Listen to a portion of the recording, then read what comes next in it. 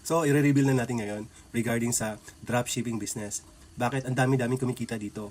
Bakit OFW ka, seaman ka, pinagkakaguluhan nito, o housewife ka man, pwede ito sa'yo.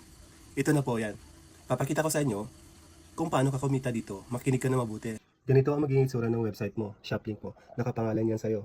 At dito, si customer ang bahala mag-order sa'yo. At ang company na ang bahala mag-deliver sa customer mo.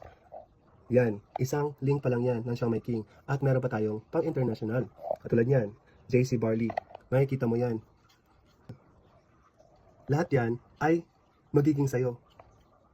At meron pa tayong mga product na shampoo, K-Pad, Project Soup, meron din tayo yan. Makikita mo sa link mo. Pwede mo pang i-personalize yan. Papalitan mo, katulad ko, nakapangalan yan sa akin. KM Tashiba. Ang kita mo, mapupunta dito sa JC portal mo. Dito pupunta sa JC Wallet. Every Tuesday, ang sweldohin natin dyan. Yan ang kinita ko. Ngayong week na to. Umabot na ako ng 175,000. Sa isang buwan pa lang yan, nakita ko.